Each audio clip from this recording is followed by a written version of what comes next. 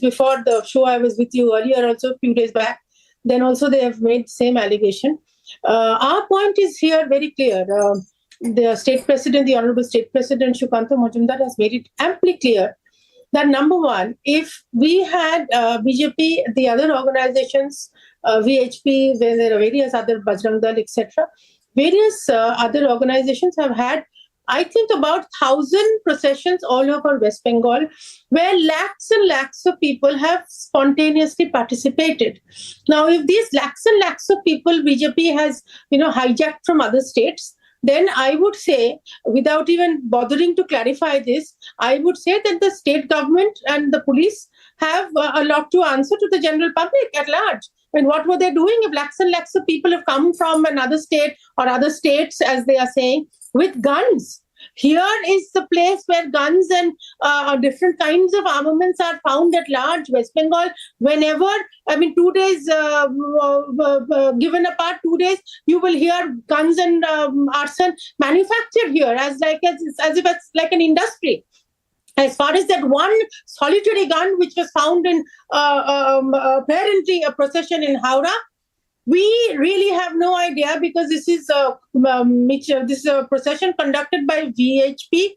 If at all this person has been found with a gun, then the police has done the right thing by investigating. But the point is, one man in a procession carrying a gun or not a gun, or whether there were other people or not, who has given moral right to the Muslims fanned by Trinamool people to bombard our processions, to create arson randomly at Howrah, at Mishra. They've stopped trains for almost 12 hours.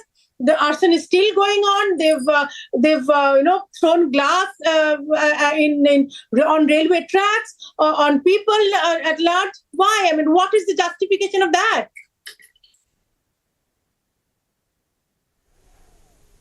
Well, Shatruba, in fact, the Trinamool Congress, we are expecting the Trinamool Congress spokesperson to be joining us in a short while from now, hoping that he'll take that question. But once again, they say that all of this was not happening in the past, and you're basically trying to only perhaps carry on with this kind of provocation because it suits your agenda. While you are saying that there is appeasement of the minority, the same goes for the Bharatiya Janata Party, that you are also trying to appease someone. Is the appeasement politics of both the political parties resulting in a situation that the state is burning? Shaun, first and foremost, Ram Navami processions, Ram Navami celebrations have been taking place for decades now. And yes, although BJP was born in 1980, I don't see what it has got to do with the Ram Navami processions at large. And as far as appeasement policy is concerned, BJP nowhere does it do appeasement politics. Yes, we've always believed in Sabka Saath, Sabka Vikas. Yes, we've always said that we believe in Hindutva, because Hindutva itself talks about amalgamation of everybody, joint growth for everybody in the society. The last man in society is who we talk about. But Trinamool has been put on record on several occasions doing outright appeasement. In my last show with you, then also I had pointed out, you've been showing this broadcast many, many times, that the Honorable Chief Minister is put on record telling a public gathering. She was on a street corner, she was on the road. This was not something that she has whispered in somebody's ears. She's been caught on record saying that you cannot go into Muslim-dominated areas. You cannot disturb Muslims because they are in Ramzan and Roja. Now you tell me, which person who's supposed to be ruling the state demarcates like this? And this is not the first time. During elections, during the Vidhan Sabha elections, she has gone on record requesting all Muslims to vote for her. Now you tell me, Shaun, and through you, I would like to ask India at large, which party is doing appeasement?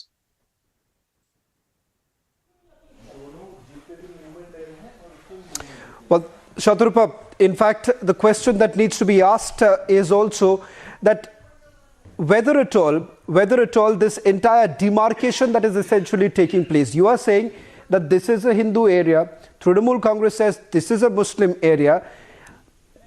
No, Shaun, we never said, no, Shaun. Why should you basically do this entire demarcation business that this belongs to the one community and this area belongs to the other community? You can't enter this community. And the fact of the matter is that, was there some sort of a provocation? Were there speeches that were essentially made that you were basically trying to provocate people from the other community, especially during their festival? Is that where the situation lies? No, Shaun, number one, we have not made any such demarcation. We had officially informed the police and asked for their cooperation that we are going to take out a Ram Navami mission on this area. And let me remind you, Shaun, you I think know very well, last year, this was the same place, same Howrah, and same location where there was sporadic violence. I'm sorry to interrupt. Shatrughan, I'm sorry to interrupt. I'm sorry to interrupt because we were really hoping that we'll have both the sides. Trinamool Congress, Tausif has joined us much late. Tausif, the question here is that we were waiting that you would join us much earlier. Please do not say at the end of the debate that we've not given you the opportunity. We were hoping you'll join us much earlier. The governor spoke to Republic's editor-in-chief Arnab Goswami. He says that the situation is volatile. He's not blamed any particular political party. He says that he's heard what the people have to say. I'll ask you some direct questions because Shatrughan is raising these questions as far as the role of the Trinamool Congress is concerned. Shukanto says that your chief minister is now giving political instructions to the police. That is the reason why arrests are not taking place. That's question number one. And question number two to you, Tausif, is the fact that why this demarcation? I asked this question to Shatrughan, that why would you say that this is Hindu area, this is Muslim area? Why this demarcation? This country belongs to everyone, not one particular community. So the question goes to both of you. Are both of you now accused of carrying out appeasement politics in the state of West Bengal? That is the reason why the state is now burning? And this question is not just for you. Shatrughan, you are also accused of the same, appeasement politics. Can I just answer? If you can just allow me. First, I would Shatrughan, like to let me get Tausif right now. He's come in much late. Let's get the Trinamool version also.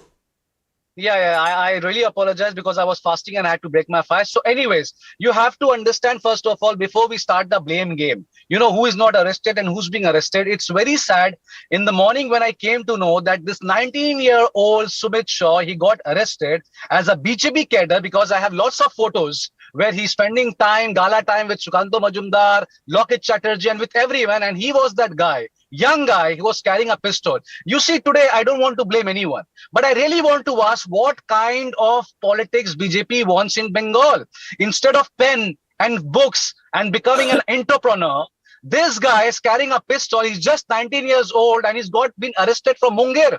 Now, this is what BJP is teaching their cadres, to roam with sword, pistols and anywhere. Now, second question, where have you heard that Mamata Banerjee, the Honorable Chief Minister of West Bengal, has asked anyone that do not go to Muslim area? She said very clearly that you have no permission to derail your route, and shows that you cannot go into certain areas where it is sensitive. She never said minority areas or Muslim areas. She also said that no one will stop the Ram Navami Sevaks. Wherever they want to go peacefully, they are allowed to, but not without the route. Now, if you insist me that what is this route all about? Well, sir, even you know, and the lady is sitting with us, honorable panelists, even she knows the Prime Minister of India, the Chief Minister of West Bengal, or whosoever has to follow the route. And since Bengal has no history such as violence, I am a 30-year-old guy. I've never seen violence before 2014. Why are we facing such violence only in Howrah? The same Ram Navami rally came out from MG Road. I hope she's a Bengali. She know that. The same rally came out from Siliguri. People enjoyed. We offered iftari and they came and had iftari with us during the month of Ramadan in that same Ram Navami rally. So what is there in Shibpur? It's a very strange question.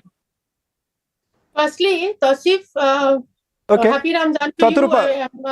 Shatrughan, they say, you know, Trinamool Congress is telling the BJP, कि आप chronology को समझिए. From 2014 onwards, this has happened. 2014 onwards, they say that why is it that every time there is Ram Navami, that there are... the state is burning. The question here is that today, now, Shatrupa, the question that I asked from the Trinamool Congress also, now I want to ask this question to you, Shatrupa. Why do you have a problem when a person who was carrying a pistol was actually arrested by the West Bengal police? Then you say that this arrest has some sort of color attached to it. Why shouldn't the police basically do their job? If the person was caught carrying weapons, he has no business to do so. So hence he was arrested. Why don't you respond to that? Yes, Shaun, firstly, I think Tausif needs to be shown that video where Mamata Banerjee, when she was doing her dharna, in case you didn't know, Tausif, let me remind you, when she was doing her dharna, she has absolutely very clearly claimed, this is not something that I'm making up. Maybe you should have a look at the video and then we can argue about this further. As far as arresting this young boy is concerned, we have not said anything about that. If he was with a gun, wherever he was, whoever he was, he needs to be arrested. Proper investigation needs to be done. No, now, let me what kind of politics you are doing? 1 second, please let me complete. Shatrupa, let's give the chance. I'm running short of time. I've given you enough time. Shatrupa, I'm sorry. Shatrupa, 1 minute. Shatrupa, let's not do this. Tausif, let's not do this. I've given enough time to Shatrupa in the beginning. Since you've come late, I'll give you the final word. 1 minute. Tausif, I'm giving you the opportunity. 1 minute. Tausif, just hear me out. I'm asking this question because this has been lingering on for a very long time. 29th of March, a statement is made by the Chief Minister of West Bengal. The statement basically indicates that she is already prepared to take some action as far as Ram Navami procession is concerned. If she was aware, and she would have been as the head of the state, and the fact that she looks after the Home Department, she would have had intelligence inputs. If her inputs suggested that there could be, the situation could have gone out of hand, why wasn't additional force brought in, or for that matter, arrests taken place on the very same day? Oh yes, I totally believe you. I totally believe you. Whatever you said, I agree with you. But Shatrupa, let me tell you here. Allow Tausif to respond. Let me tell you something. What today, Mr. Majumdar, Lokit Chatterjee, and my senior panelist, she's sitting there. I mean, these people are becoming more pious than the Pope. Why aren't you talking about the route? When the whole police system, when the government, when the chief minister, the DC, the commissioner, everyone was ready for one route. Why did you derail? We were not prepared for one gully after another gully and another gully. We were very much prepared for the certain areas. Shatrupa, allow him to say. Shatrupa, don't do this, please. We have to be prepared. Please don't do this. Let's not do this. Let's not talk over each other. Government is not a coward that will say, oh, nahi, hame nahi pata kaise kya ho gaya. No. We have to take care of the situation. That is our responsibility. And the chief minister, I'm really running short of time. Ladies and gentlemen. But, ma'am, Shatrupa ji, there's a request to you. Please, we'll continue with the debate. You look educated. And you look very I want to just thank both our panels. I'm really sorry, Shatrupa and Tausif. I'm really running short of time. Shatrupa, I'm sorry about it. Tausif, thank you very much for putting in the perspective from both sides, Trinamool Congress and BJP. It's for the people to decide, and hopefully, strong action would be taken so that the state does not continue to burn. Thank you very much, Shatrupa and Tausif, for joining us on this broadcast. Shifting focus now to that other big story that we're getting, a ground report now coming in from Kerala. Ladies and gentlemen, the probe into the Kerala train fire incident is only just getting murkier.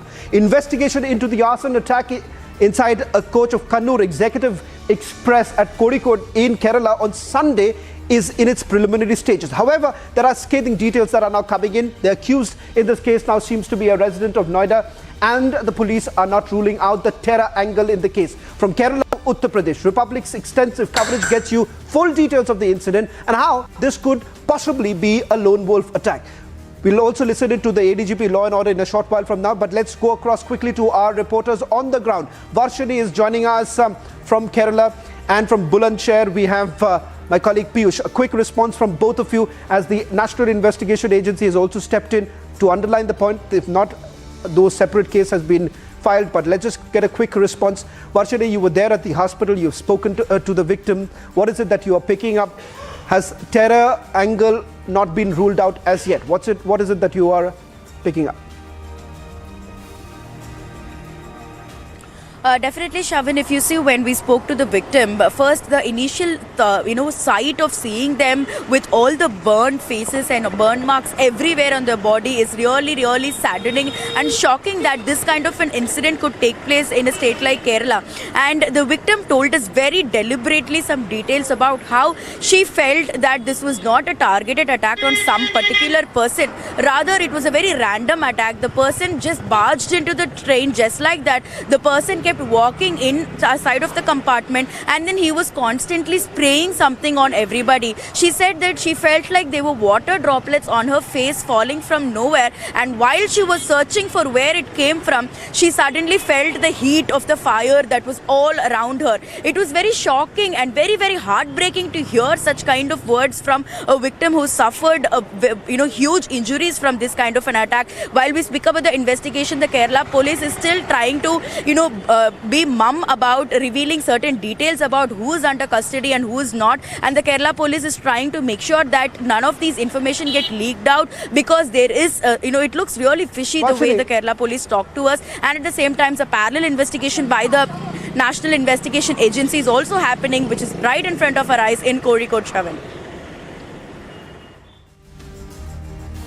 Well, in fact, let's just also quickly bring in my colleague Piyush Ori, who's joining us from Bulandshahr. Let's just put out the details that Piyush is now picking up. In fact, earlier in the day, Kerala ATS had detained one person. He was suspected to be involved in the attack. It turns out that he's now been let off. In fact, Piyush is reporting from Bulandshahr, from the residence of one of the suspects. What is it that you are picking up? Why exactly did the police let off this suspect? So, Shravan, let me just tell you that this suspect has been identified as 24-year-old Shahrukh Safi, and he works as a carpenter in the Siana area, which is on the outskirts of Bulandshahr. Now, at around 5 p.m. yesterday, he was taken up by the officials from the UP ATS as well as Kerala ATS for the questioning. And they were not able to find enough evidence, as what Shahrukh mentioned to us. But the investigations are still going on. Now, we asked him two pertinent questions of what exactly was the question that was posed to him by the Kerala ATS and UP ATS. And he told us that was he going to some other states also for his work of carpentry, to which he replied no. Also, since the mobile number which was found in the train that met with this fateful incident, found his name, we also asked him that was his mobile stolen in last couple of days, to which again he replied no. Now, let me just tell you that even though he has been let off, when we asked him questions repeatedly, he felt irritated. So yes, there is a lot more which he needs to be answering. So far he's been let off, but we do not know. There are chances that perhaps when this investigation is going to go on, perhaps he might be called again. When is that time going to come? We do not know. But so far, there has been some reprieve for him, Shahrukh, 24-year-old Shahrukh, and his family. Back to you, the studio. Piyush, for getting us the latest details, the story that we'll be tracking very closely. So far, the suspect hasn't been arrested. All that we know is that he's been questioned and now let off. All eyes would now be into places in Uttar Pradesh as well as in the state of Kerala. Was this a lone wolf attack? That's an angle that they are not ruling out.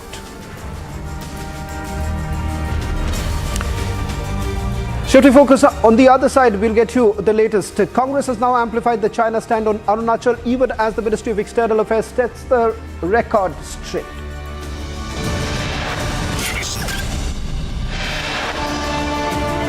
And Trump campaigns to gets life as former US President arrives in New York for surrender. All this and much more on the other side with my colleague Suresh. QS&THE, the world's foremost university rankings organizations, have ranked Amity amongst the top 3% universities globally, making it among the very few Indian universities to be included in both rankings. Yet another top ranking for Amity University.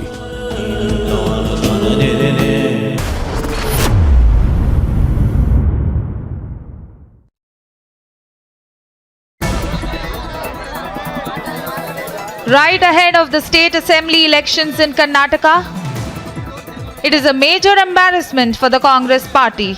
Congress MLA Puttaranga Shetty was gherawed by angry citizens.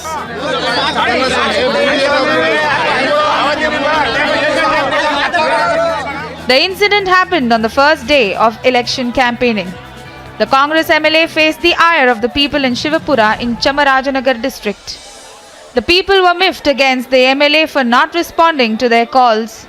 This after electricity was cut often by Bescom and people were forced to celebrate in the darkness.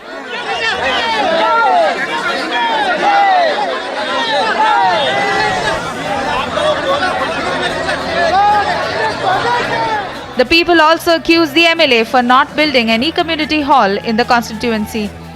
The incident comes just ahead of the elections. Karnataka will go to polls on the 10th of May. Bureau Report, Republic TV.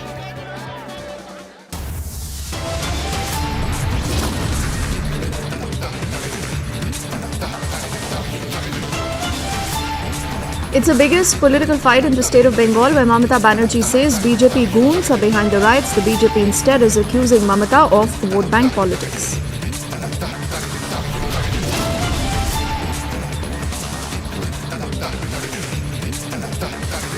Also, an NIA team is in Kannur right now to investigate the Kerala attack. A suspect has been detained from the state of Uttar Pradesh.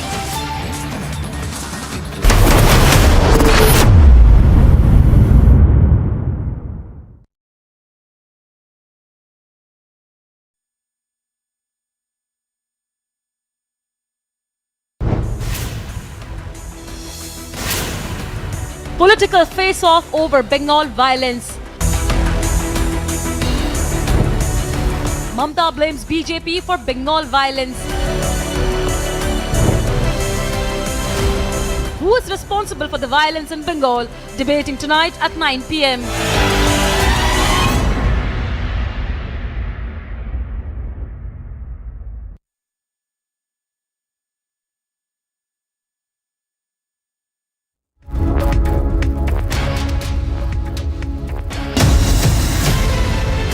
आप सभी देश के जन जन तक सही सूचनाएं पहुंचाने में अहम भूमिका निभा रहे हैं। जब नेशन फर्स्ट होता है तब हमारे संकल्प भी बड़े होते हैं और उनको सिद्ध करने के प्रयास भी व्यापक होते हैं। प्रधानमंत्री जी, हमने भी ठान लिया है हमारा रिपब्लिक मीडिया नेटवर्क भी अपने कदम और भी तेज करेगा।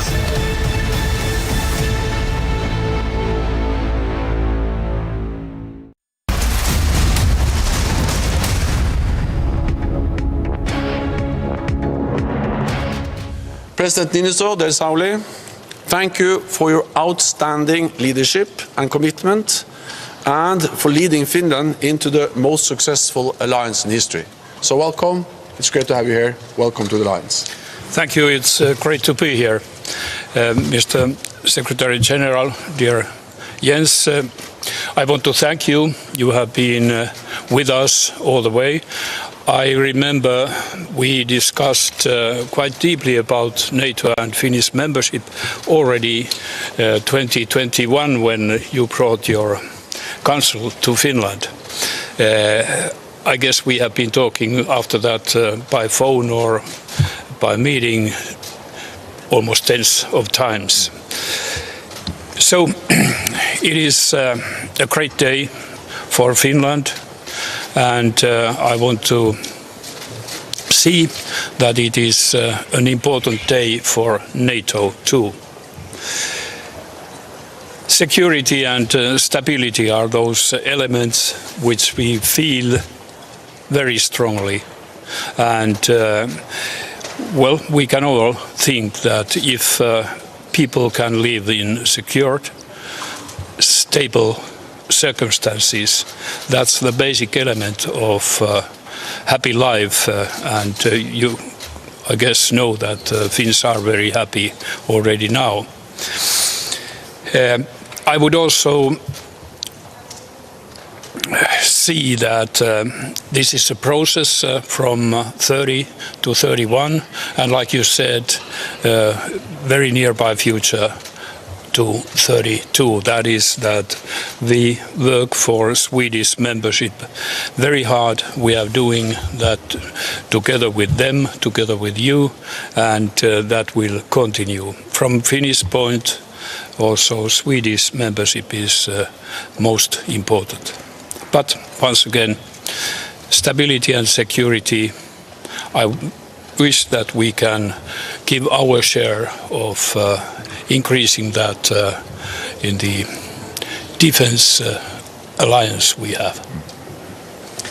We have time for a few questions. Please. Lauri Nurmi from Finland. Mr. President, how historic is this moment? You was born 1948. NATO was established 1949. Well, I will have my 75 years birthday today, and NATO comes next year. But surely we have seen many, you have described many moments being historic in this process. I guess this is the day most historic to us and to our partners too. Okay, we have Yle, the lady just behind with the microphone. Yeah. A historic day, but without Sweden. How can Finland help Sweden to get into NATO, and how will NATO proceed with the Sweden to be allied? And then one more question to Mr. Niinistö. Do you feel relieved?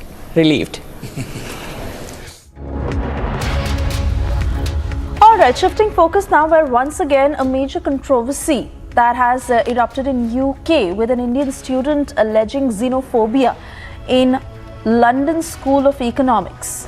The student at LSE alleged that he faced discrimination in student union at the university, and the student put out a tweet that said that he faced personal, vicious and targeted attacks due to the anti-India rhetoric and Hindu-phobia. Let's listen in to his story. But did you get any specific word from or statement from the college authorities that on what basis have you been disqualified from these elections? So again, there is no transparency pertaining to this subject as well. On Wednesday, 29th, I received a ruling by the returning officer that there have been a lot of complaints filed against me. There are basically 3 points in that. The first point saying me that I am Islamophobic and an extremist, but they can't find any evidence pertaining to that. That ground does not hold good. The third ground said that I have coerced students to vote. And it mentioned I have coerced 7 students to vote. Within 14 hours, the returning officers give an explanation to the previous ruling, and she says, you have coerced 2 students. From 7, the number drops to 2. I filed this order. This is to be kept in mind while putting on record that this ruling was given without giving me an opportunity of putting up my side, without showing me the evidences. Even in the gravest of grave crime committed, I'm using word crime, there is no crime committed from my part. Individual accused have a fair chance to represent his side, put forward his point. But what kind of justice system is this, where I'm not even permitted to present? And Karan, exactly that point I was coming to. Does this college really have a panel that looks into these claims that are being made by a group of students? And after the kind of uproar we are also seeing on social media, any word now that has come in from the college authorities that they would be taking this issue seriously, or would be listening to you at least? Yes, again, this is very important. They acknowledged, they said that yes, wrong happened, not transfer of ball. The student union says that yes, wrong happened. You were bullied, you were harassed, but this does not form part of electoral process. This does not form part of no other candidate has done this against you. So they are just closing their eyes and trying to imitate that yes, wrong happened, but who will take action against this? They are failing to recognize and punishing the true culprits behind this. But Karan, also tell us about the discrimination which you've been talking about have been happening. It's not something unusual which you say has been happening in this college. Talk to us about various such incidents which have happened in recent past, and the fact that students are even afraid to speak up on these issues that they face on a daily basis. So recently, because it's an alma mater of Dr. Bhimrao Ramji Ambedkar, a great visionary, an architect of Indian Constitution. So we thought that we should celebrate Republic Day in LSC, because it indirectly it had a major role to play in the journey of India as a republic, as a democracy, because Dr. Ramji Ambedkar studied from this very institution. So because we are students, we have a limitation towards our resources, the contacts that we have, but still we group of students managed to celebrate Republic Day, wherein we invited Dr. Aniruddha Rajput, Mr. Amish Tripathi, and this present Supreme Court Justice. He shared his video with us, the Justice Call. But the debate went on terming that this is not a panel, this is a manel, 75 years, no women, all upper caste, despite acknowledging the fact that they all were upper caste. One of the panelists was from the scheduled tribe. The measures that should really be taken, and what is exactly the need of the hour to prevent any such incidents from happening later? Again, I urge the authorities that the question that there is not one individual involved. A fact-finding commission should set up into this grave offense of hate crime that have happened, the bullying and harassment of not only me as a